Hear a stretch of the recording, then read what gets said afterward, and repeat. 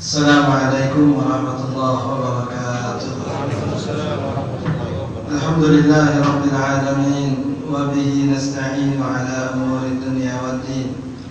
Assalatu wassalamu ala asyrafil anbiya'i wal mursalin sayyidina wa maulana Muhammadin wa ala alihi wa sahbihi ajma'in wa ba'd. Fa inna asdaqal hadits kitabullah wa khairal hadi hadi sayyidina Muhammadin sallallahu alaihi wasallam wa syarrul umuri muhdatsatuha wa kullu muhdatsatin bid'ah wa kullu bid'atin dhalalah wa kullu dhalalatin finnar atau kama qala Nabi sallallahu alaihi wa alihi wasallam. Ma'asyiral muslimin, hadirin para asatidz, para hujjah, hadirat jamaah dimuliakan Allah. Alhamdulillah wa syukurillah. Malam yang mulia ini kita kembali bertemukan Allah Subhanahu wa taala di majlis yang mulia ini dalam keadaan sehat walafiat. Melanjutkan bacaan tafsir kita halaman 207. Qala Imam al-Mufassir rahimahullah taala wa adama naf'a bihi wa bi barakati ulumihi wa bikum fid darain amin radhiyallahu anhum. إلى أن قال الله تعالى ولو شاء الله لجعلكم أمة واحدة أي جماعة متفقة على شريعة واحدة في جميع الأعصار من غير اختلاف ولا نسخ ولا تحويل أو المعنى لجعلكم ذوي أمة واحدة أي دين واحد.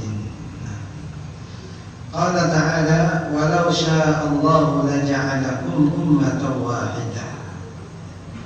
Pada ayat sebelumnya Allah Subhanahu wa taala telah memastikan bahwa setiap kalian memiliki syariat tersendiri.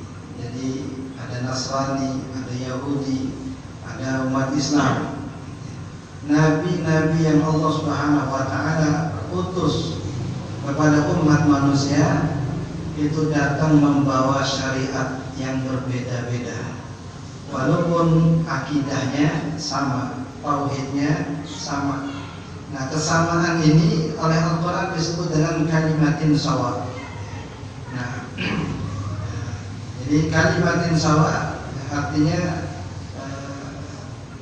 kesepakatan atau titik temu antara umat-umat yang berbeda. Titik temu Nasrani, titik temu Yahudi, titik temu Islam, alla ta'budu illallah. Jangan kalian sembah kecuali Allah. Adapun terkait dengan hukum hakam, terkait dengan syariat, itu memang Allah buat berbeda-beda. Syariat Nabi Musa, syariat Nabi Isa, syariat Rasulullah SAW itu sebahagiannya beda, walaupun tidak mutlak semuanya beda. Karena salah satu dari 12 sumber hukum dalam Islam, salah satunya adalah syar'u man qablana, syariat umat terdahulu. Jadi kalau Nabi Isa sunat, bahasa kita khitan, kita pun juga khitan. Kalau Nabi Musa menikah dengan 5 rukunnya, ada walinya, ada saksinya, ada ijab kabulnya, kita pun juga demikian. Kalau Nabi Ibrahim alaihissalam melaksanakan haji, kita pun juga demikian. Nah, syariat-syariat itu ada yang sebahagiannya sama, ada yang sebahagiannya berbeda. Dan Allah SWT nyatakan, ya, walikullin ja'alna minkum syir'atan wa minhaja. Dan setiap kalian, umat-umat yang berbeda-beda, kami jadikan untuk masing-masing kalian syir'atan wa minhaja, yaitu syariat dan pedoman hidup. Syariat dan pedoman hidup ini dua hal yang kadang berbeda antara satu umat dengan umat yang lain. Adapun kalimatin sawa, ta'alau ila kalimatin sawa, mari kita kepada kalimat yang satu. Nah, kalimat yang satu itulah kalimat untuk menyembah Allah SWT. Yahudi disuruh menyembah Allah, Nasrani disuruh menyembah Allah, Kita juga umat Rasulullah SAW disuruh menyembah Allah, itu kalimatin sawa. Adapun syariat, nah itu tadi Allah nyatakan masing-masing berbeda-beda. Lalu apa hikmahnya? Kenapa kok syariat berbeda-beda? Jadi kalau umat terdahulu seperti Bani Israel berawal dari Nabi Yaqub alaihissalam, illa hajatan fi nafsi Yaqub qadaha, illa hajatan fi nafsi Yaqub qadaha. Allah menceritakan bahwa ada beberapa perkara yang halal kemudian diharamkan oleh Nabi Yaqub alaihissalam untuk dirinya, yang kemudian menjadi syariat untuk umatnya. Nah, di antara yang beliau haramkan untuk dirinya adalah asyuhum. Asyuhum ini lemak. Jadi boleh makan daging tapi tidak boleh makan lemaknya. Gimana ribet itu? Makan daging tapi tidak boleh makan lemaknya. Kadang-kadang lemak nempel, itu tidak boleh bagi mereka. Padahal Allah halalkan. Tapi mungkin tadi Allah nyatakan illa hajatan fi nafsi Yaqub qadaha, itu melainkan karena keinginan Nabi Yaqub alaihissalam sendiri. Nah, Allah SWT tidak mengharamkan, tapi dia mengharamkan buat dirinya. Sama seperti rahbaniyah. Rahbaniyah artinya hidup membujang, seperti pendeta. Itu Nabi SAW pastikan la rahbaniyah fil Islam. Tidak ada rahbaniyah dalam Islam. Tidak ada cara hidup seperti pendeta dalam Islam. Gimana cara hidup pendeta? Mereka yang menikah. Apa haram menikah? Enggak, halal. Tapi mereka mengharamkan buat dirinya.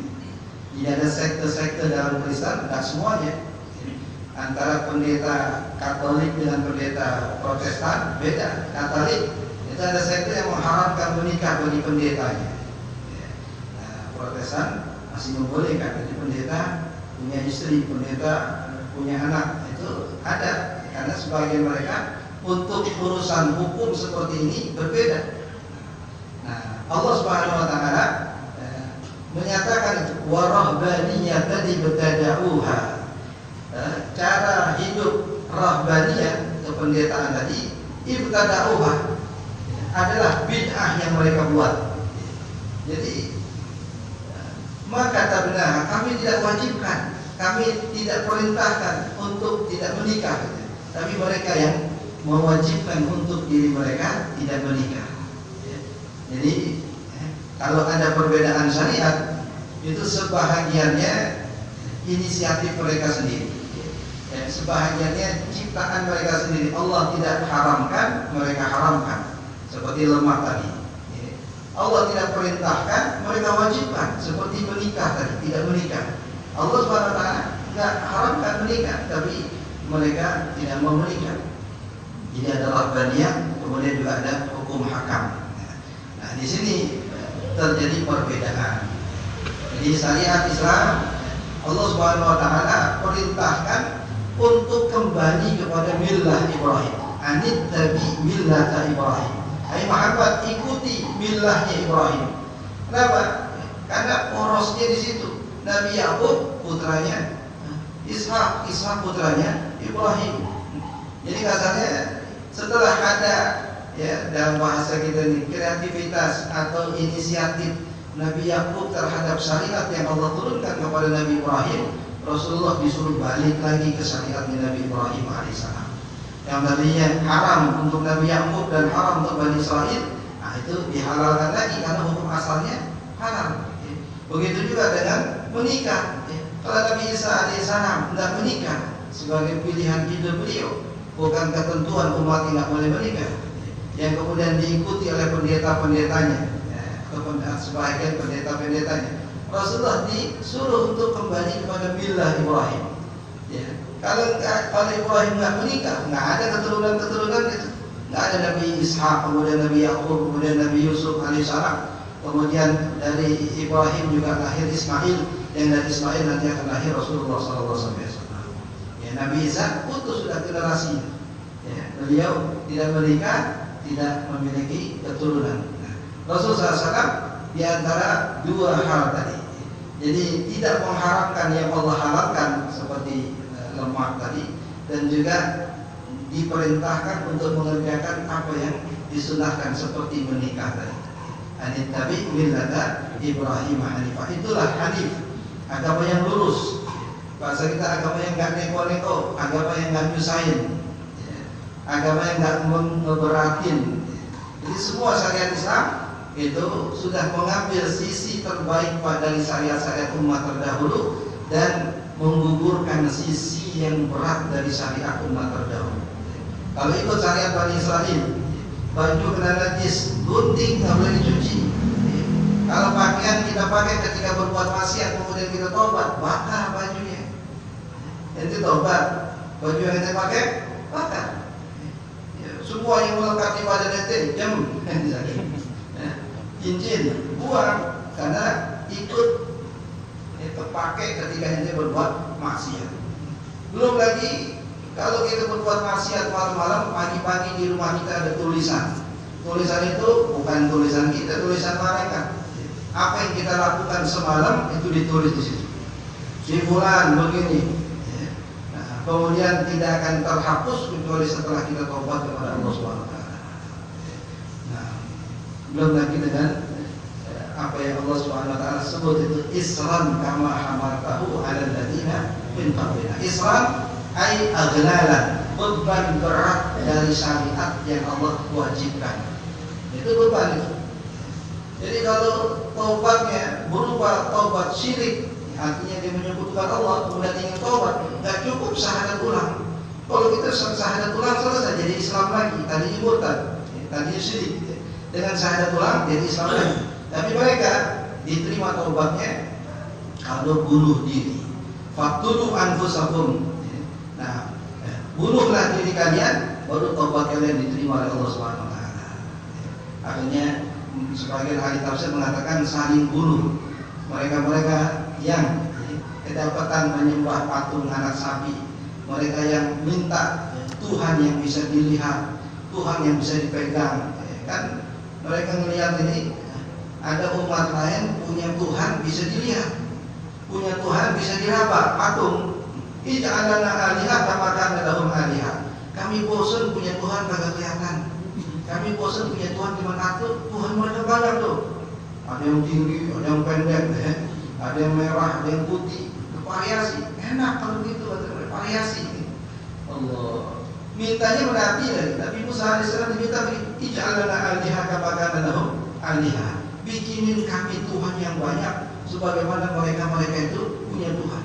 Masa kalah kita Tuhan kita cuma ngatu juga nggak kelihatan kata mereka. Nah, taubat yang seumpama ini harus bunuh diri, saling bunuh di antara mereka. Jika saya sudah siap nih, ente tusuk, aneh entah aneh tusuk ente, baru taubatnya diterima oleh Allah SWT. Ya, kita nggak sanggup begitu. Tadi kena najis gunting, kena najis gunting, habis baju kita. Berbuat maksiat bakar, berbuat maksiat bakar. Berapa kali ke toko baju kita, nah, karena banyak maksiat, banyak dosa. Yang kagak pakai bakar aja kita, mas tobat ya, malas tobat. Ya. Yang nggak pakai gunting aja kadang-kadang kita nggak perhatikan masalah najis, ya. Apalagi yang sampai begitu.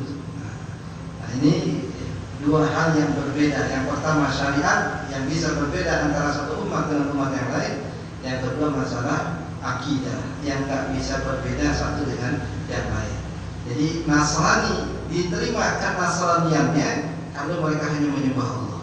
Kalau mereka menyekutukan Allah, apalagi menjadikan Isa sebagai anak Tuhan, tidak akan diterima kan Nasraniannya. Yahudi juga begitu, diterima keyahudiannya di hari kiamat kalau mereka tidak menjadikan Uzair sebagai anak Allah. Wa qalatil yahudu Uzair ibn Allah. Kalau mereka mengklaim Uzair itu putra Allah, sama seperti Yahudi dan Nasrani, tidak akan diterima keyahudiannya. Apatah lagi kalau mereka hidup sesudah zaman Nabi mereka, seperti zaman kita ini, tapi mereka tidak mengimani Rasulullah SAW, maka tidak akan diterima iman mereka. Walaupun mereka jalankan syariat Nabi Musa, walaupun mereka jalankan syariat Nabi Isa, tapi tidak beriman kepada Rasulullah, nggak bakal diterima. Karena Nabi Musa dan Nabi Isa syariatnya udah expired, udah habis, nabinya nggak ada, syariatnya Udah nggak berlaku kalau udah ada nabi yang baru. Nabi yang baru membawa syariat yang baru, itulah yang wajib diikuti. Itulah yang disuruhkan oleh Rasulullah SAW. Ta'ala ila kalimatin sawa bainana wa bainakum. Ayo kembali kepada kalimat sawa antara kami dengan kalian, yaitu menyembah Allah Subhanahu wa taala. Kembali diingatkan dengan ajaran tauhidnya. Kemudian Allah Subhanahu wa taala menjelaskan kenapa kok syariat-syariat itu berbeda-beda. Walakin liyabluwakum walau sya'allah. Kalau seandainya Allah berkehendak, kita memang ada dalam ranah Tuhan yang kita tidak punya otoritas untuk campur tangan. Menentukan jenis ibadah, kaifiat ibadah, itu Allah yang menentukan. Sholat zuhur kenapa 4 rakaat, sholat subuh kenapa 2 rakaat, shop kenapa harus dirapetin, itu otoritas Tuhan, yang campur-campur. Kalau urusan manusia, itu boleh otak-atik. Ada 3M, 3M, itu 17M. Ada 3M, itu otoritas manusia. Tapi otoritas ibadah, otoritas Allah Subhanahu wa taala. Jangan dicampur-campurin kata mereka. Nah, ini terkait dengan syariat yang Allah Subhanahu wa taala nyatakan di sini, itu dikaitkan dengan masyiatillah. Walau sya'allah, kalau Allah berkehendak. Kalau Allah mau kasarnya. Bukan seperti kemauan manusia. Kadang kita mau tapi nggak mampu.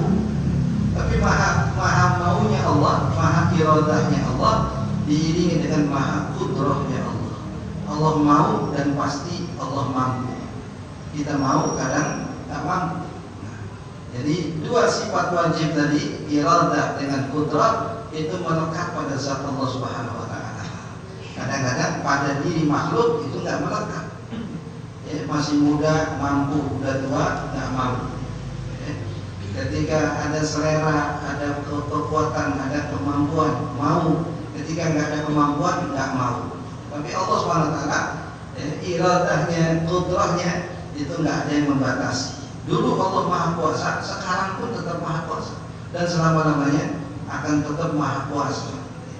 Jadi walau sya'allah, lau ini boleh dinisbahkan kepada Allah Subhanahu wa taala dan tidak patut dinisbahkan kepada makhluk. Kata Nabi dalam hadis, fa inna lau taftahu abwaab syaitan. Lau itu membuka pintu-pintu syaitan.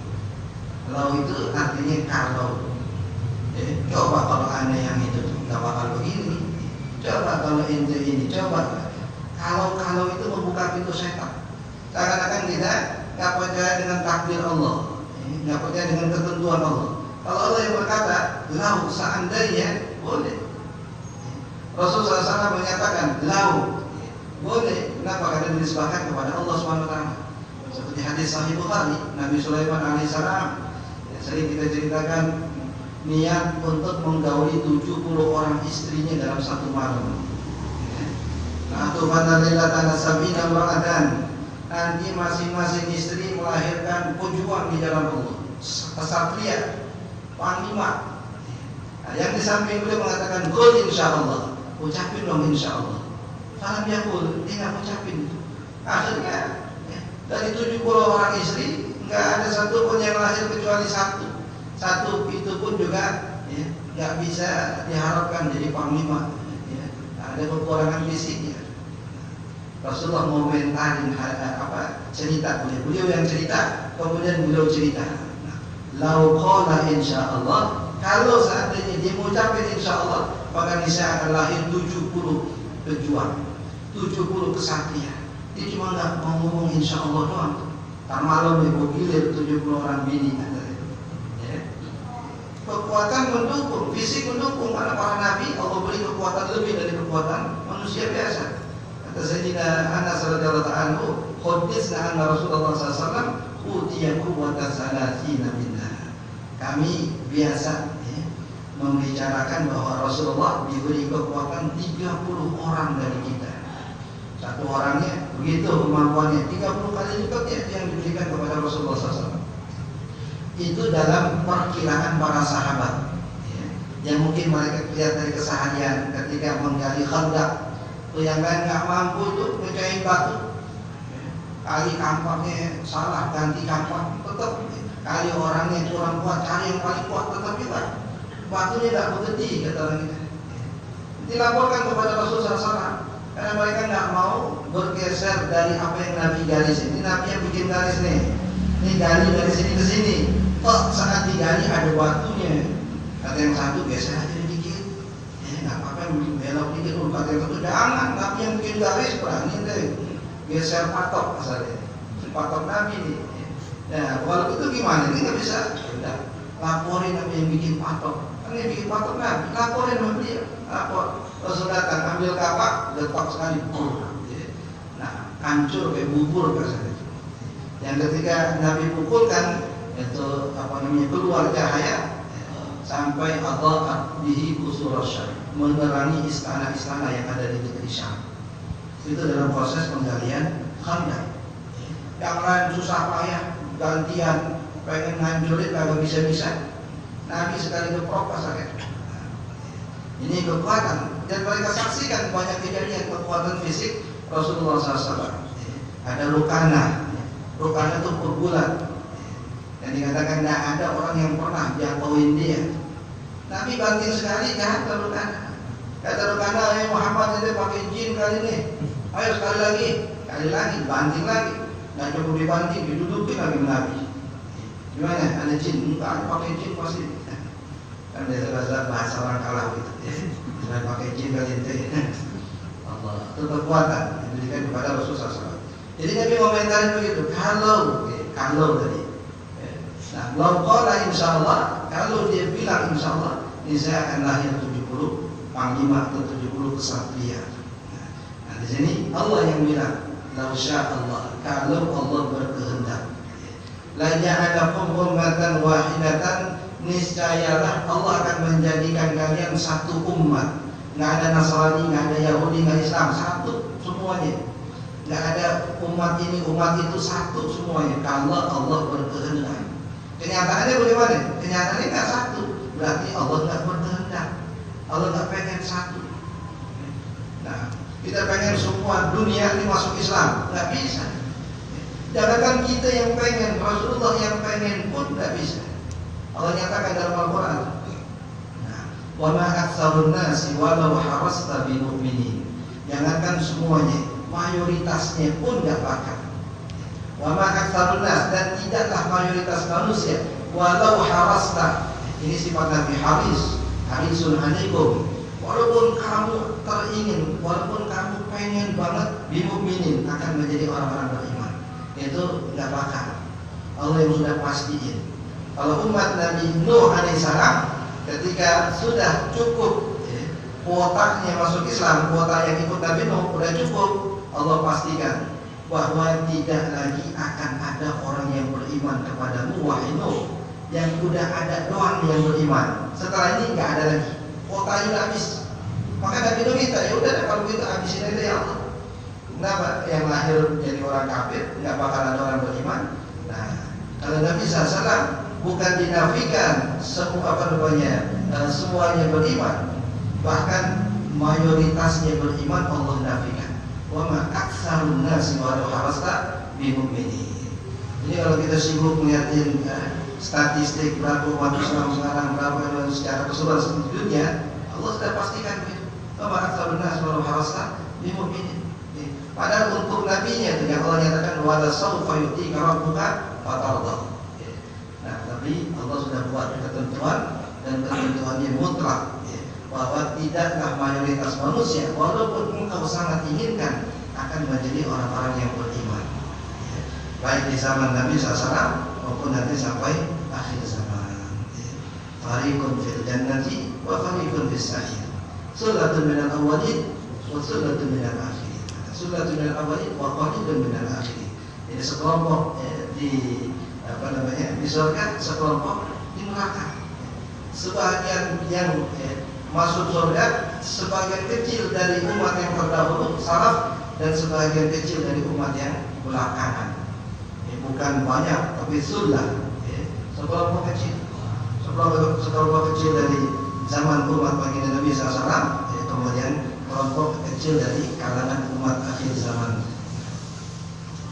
qala la ja'alakum ummatan wahidatan, niscayalah, pastilah, lamnya di situ lam taukid, pastilah Allah jadikan kalian ummatan wahidatan, ay jama'atan muttafiqatan ala syari'atin wahidatin, atau pengertiannya sekelompok manusia dengan syariat yang satu, fi jami'il aqsar, setiap zaman, setiap generasi. Jadi dari zaman Adam sampai nanti akhir zaman syariatnya sama, kalau Allah berkehendak. Kalau Allah mau ternyata kenyataannya enggak. Nabi Adam punya syariat tersendiri, nikah, setiap Siti Hawa lahir selalu kembar, laki perempuan. Nah, syariatnya membolehkan nikah dengan saudara, tapi bukan yang satu kelahiran. Jadi misalnya kembar, laki perempuan, kemudian lahir lagi laki perempuan. Nah, laki yang pertama itu nikah dengan perempuan lahir yang kedua. Nah, laki yang kedua lahir dengan perempuan yang lahir pertama. Makanya Qabil jadi marah begitu, karena kembarannya cakep. Kembaran Habil kurang cakep, dia pengen nikah sama kembarannya, tapi syariatnya menentukan lain, dia harus nikah dengan saudaranya Habil, dan Habil menikahi saudaranya Qabil. Maka karena kesal, karena nggak terima dengan ketentuan ini, dengan syariat ini, akhirnya dia putuskan satu-satunya cara untuk bisa menikahi saudara kembarnya, ya harus bunuh saingannya saudara sendiri.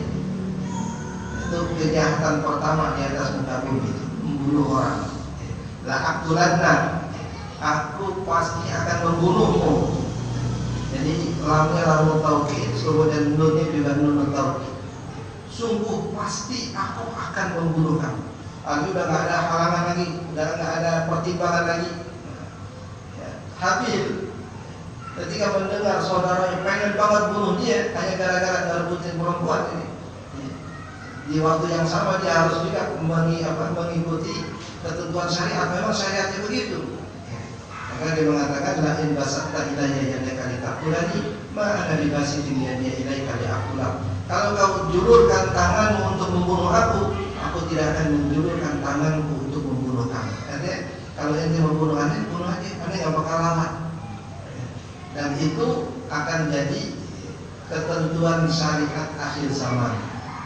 Ya, Rasulullah SAW mengatakan nanti akhir zaman itu akan kasurul haraj, artinya banyak terjadi pembunuhan, nyawa murah. Jadi sahabat bertanya, ya Rasulullah, apa nasihat kamu kalau kami mengalami zaman seperti itu, zaman nyawa murah? Artinya kalau bukan kita yang membunuh, kita yang dibunuh. Nah, itu pilihannya tuh. Allahumma mur, yang paling manis pun pahit. Kalau nggak dibunuh, ente harus membunuh. Kata Nabi SAW, ini stata'ta an takuna antal maqtul faf'al. Kalau seandainya kamu bisa memilih jadi yang dibunuh, pilihlah jadi yang dibunuh. Jangan pilih jadi yang membunuh. Kalau jadi yang dibunuh, enak aja pertanggungjawaban akhiratnya, tinggal nuntut kepada yang membunuh. Tapi kalau jadi pembunuh, masya Allah. Nah, dikatakan dalam hadis, la zawadu dunya ahwanu indallah min mauti mu'min. Dunia hancur lebih ringan di sisi Allah daripada kematian nyawa orang beriman. Ya. Yang mahal mukminnya nih, imannya. Walaupun beda ormas, walaupun beda politik, beda apa, mukmin, nah itu diutamakan, ya, diprioritaskan untuk kita jaga, untuk kita pelihara. Dalam hadis Nabi SAW mengatakan, la yadalur rajulu fi fushatin min dinih ma lam yusib daman haraman. Seseorang masih lapang agamanya, masih aman agamanya selagi belum pernah menumpahkan darah yang haram. Darah haram maksudnya darah yang nggak boleh dibunuh. Dia nggak berbuat dosa, dia nggak berbuat salah, dia nggak bunuh orang, nah, atau dia nggak diputuskan oleh mahkamah dengan putusan kisah atau putusan bunuh, seperti orang yang murtad, seperti zina muhsan, seperti orang yang mufarid jamaah, seperti orang yang membunuh orang beriman tanpa sebab, itu yang darahnya halal. Walaupun darahnya halal, bukan kita yang membunuh, ada pemerintah yang membunuh, pemerintah yang menerapkan hukum Islam. Fiqhus hadin bin dini. Dan dalam hadis Nabi SAW menyatakan tidak ada nyawa yang hilang, melainkan bahagian dosanya akan ditimpakan kepada anak Adam pertama yang membunuh Qabil. Setiap ada pembunuhan, dosa pembunuhan itu juga sampai kepada Qabil. Kita kebayang dosanya Qabil kayak apa? Kalau juga nanggung dosa orang-orang yang menumpahkan darah orang lain. Al-Quran bahasanya lebih elegan, bahasanya lebih menakutkan. Man qatala nafsan bighairi nafsin faka'annama qatala an-nasa jami'an. Siapa yang membunuh jiwa tanpa alasan, bukan karena dia membunuh orang, seakan-akan dia membunuh seluruh umat manusia. Bayangin kalau engkong kita dulu dibunuh orang, ada nggak kita? Ada nggak anak kita? Ada nggak babi kita? Ada nggak cicit kita? Satu orang dibunuh, putus generasi di bawahnya. Nah, satu orang. Kata Nabi tadi, kalau yang lain-lain kasarnya itu masih bisa tobat, itu masih bisa berharap agama itu masih aman. Tapi kalau numpahin dalam orang, apalagi nggak tobat, lagi soal lagi yang tobat aja masih susah, apalagi yang agak tobat, apalagi yang bangga dengan kejahatan yang dia lakukan. Biasanya memang dosa itu akan menyeret dosa-dosa sesudahnya. Nah, dalam bahasa Al-Quran, wa jazaa'u sayyi'atin sayyi'atun misluha. Dan balasan dari dosa adalah dosa berikutnya. Kok saya berbuat dosa? Mungkin balasan dari dosa yang kita belum tobatin sebelumnya. Kalau udah kita tobatin, maka gak akan lahir dosa berikutnya, dosa turunan. Turunan kita, maksudnya kita lagi ngerjain. Kenapa? Dosa sebelumnya kita belum sempat tobat kepada Allah SWT. Nah, ini ketentuan dari Allah SWT terkait dengan masyiahnya. Ay jama'atin muttafiqatin ala syari'atin wahidatin fi jami'il a'sar. Jadi kalau Allah berkehendak, Allah akan ciptakan kalian tidak berbeda-beda syariat sepanjang zaman. Min ghairi ikhtilafin, tanpa ada perbedaan. Jadi nggak ada syariat Yahudi, nggak ada syariat Nasrani, nggak ada syariat, sama semuanya. Kalau Allah berkehendak, wala naskhin, nggak ada perubahan, nggak ada pencabutan. Ini hukum yang lalu dieliminir, atau hukum yang lalu dihapus sama hukum yang baru, nggak ada. Itu berlaku terus kalau Allah berkehendak. Tapi kenyataannya justru ada nasakh. Mana sah min ayatin aw nusiha la bi khairin minha aw mithliha. Tidak ada syariat yang kami hapus, melainkan kami datangkan yang lebih baik darinya. Berarti penghapusan syariat ada. Dulu nggak boleh ini, di syariat ini boleh. Dulu boleh ini, di syariat ini nggak boleh, karena ada penghapusan, ada perubahan hukum. Wala tahwilin, atau dialihkan. Dulu ngadap Baitul Maqdis, kemudian dirubah jadi ngadap Ka'bah. Kalau Allah berkehendak nggak pakai dirubah-rubah, tapi ternyata kenyataannya Allah rubah. Ambil makna atau makna yang dimaksud dengan ayat di atas, la ja'alakum zawi ummatin wahidatin, niscayalah Allah akan jadikan kalian satu umat, aidin wahid, satu agama. Ternyata nggak satu agama, satu keluarga aja kadang nggak satu agama. Babinya Muslim, kadang anaknya non Muslim. Satu keluarga, itu kehendak Allah Subhanahu wa Ta'ala. Tapi kehendak ini bukan untuk dipasrahi. Kalau ada babinya Muslim, anaknya kemudian mau murtad, ya udah terserah ente. Ente berhak untuk menentukan pilihan agama sendiri.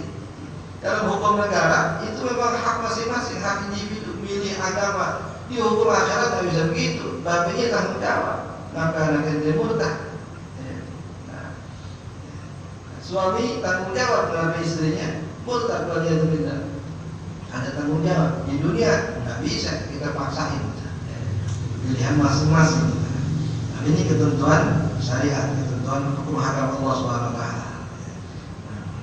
Qala walakin liyabluwakum fima atakum.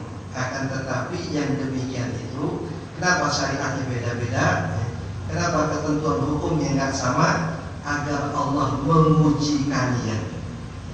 Fima atakum, atas apa yang sudah Allah anugerahkan kepada kalian. Anugerah Allah kepada kita syariat. Mau ikutin nggak syariat yang Allah sudah turunkan? Itu ujian. Wala liyabluwakum, sebagai ujian bagi kalian. Liyabluwakum itu nanti akan ada hasilnya. Hasil dari ujian, ada yang lulus, ada yang kagak. Ada yang selamat, ada yang enggak. Itu konsekuensi ujian. Bil imtihan yukrabul mar'u aw yuhan. Dengan ujian ada yang dapat kemuliaan, ada yang dapat kehinaan. Dengan ujian, ya, yang lulus dapat kemuliaan, yang enggak lulus dapat kehinaan. Itu hukum dunia. Nah, hukum akhirat juga begitu. Lulus ujian di zaman Nabi, sahabat-sahabat yang lulus ujian disuruh perang, sami'na wa ata'na. Disuruh puasa, sami'na wa ata'na. Disuruh ini, sami'na wa ata'na. Berbanding dengan munafik yang punya banyak alasan. Disuruh ini ogah, disuruh perang, inna buyutana Allah. Keluarga kami siapa yang jagain? Disuruh perang, datang pada Nabi, inna nahnu marda, kami sakit, gak bisa ikut perang. Ada aja alasan. Munafik di zaman Nabi SAW nggak lulus ujian. Nah, jelas beda antara yang lulus, yang kemudian dapat kemuliaan di dunia dan di akhirat, dan yang tidak lulus, yang dapat kehinaan di dunia dan di akhirat. Ya, di dunia sudah dihinakan orang-orang munafik. Kata lagi nanti, di akhirat innal munafiqina fid darkil asfali minan nar. Jadi nggak cukup di neraka, di keraknya neraka. Ya, orang kafir katakan masuk neraka jahanam, selesai. Tapi munafik fid darkil asfali minan nar. Bahkan dibongkar oleh Allah Subhanahu wa taala aktivitas duniawi mereka. Nah, fa idza qamu ila salati qamu kusala. Kan kami lihat mereka salat, kata Allah salatnya malas. Nah, wa la yadhkuruna Allah illa qalila, kan kami sering dengar mereka zikir, zikirnya sedikit. Zikirnya dicela, salatnya dicela, sedekahnya juga dicela.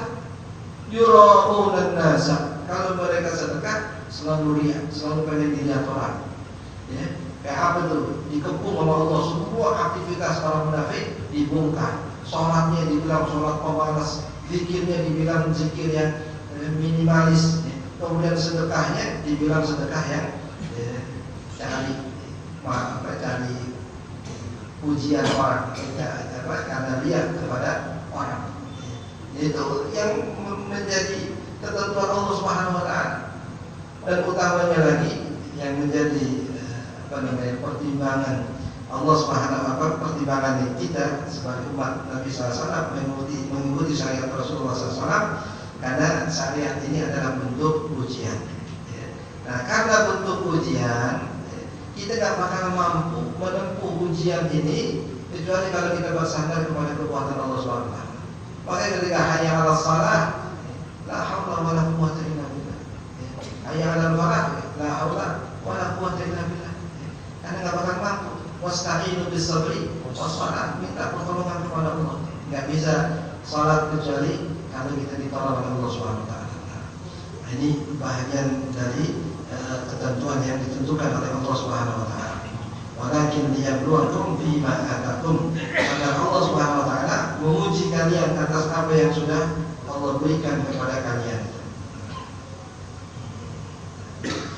Ai walakin lam yasa'ina.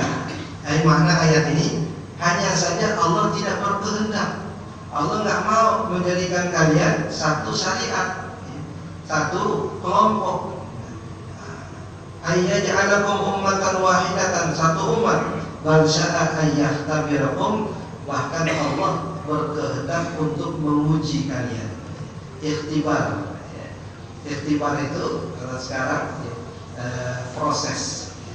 Jadi kalau di dunia ilmu pengetahuan ada istilah mukhtabar. Mukhtabar ini laboratorium.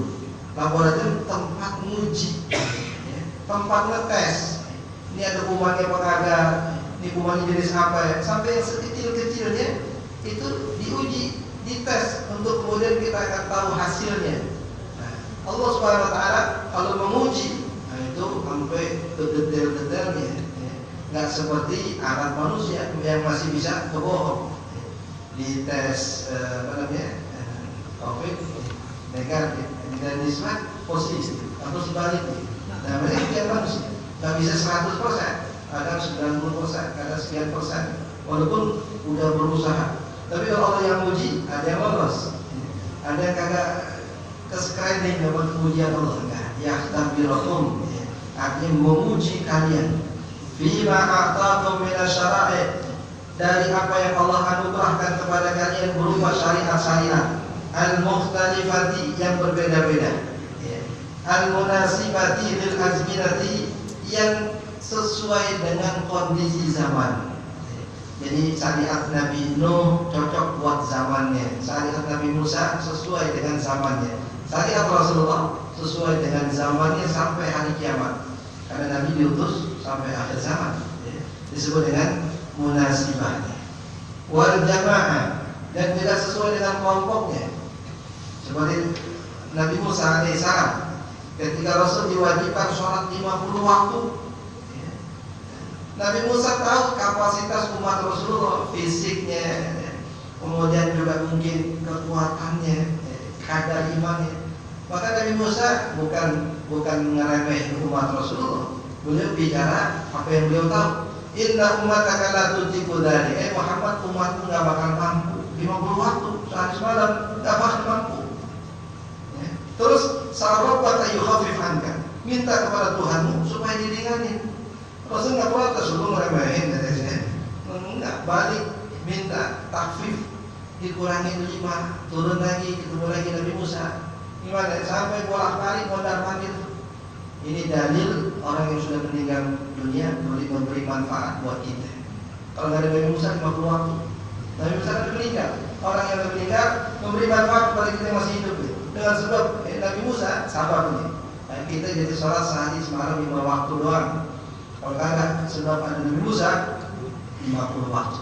Nabi Musa meninggal. Wah, contoh orang meninggal memberi manfaat buat kita yang masih hidup. Yang meninggal bisa beri manfaat, bisa. Itu Nabi Musa. Kalau nggak ada Nabi Musa gimana? Belum lagi dengan Rasulullah SAW. Nah, olah hal nanti berarti pada pertanyaan. Apa bentuk ujian itu?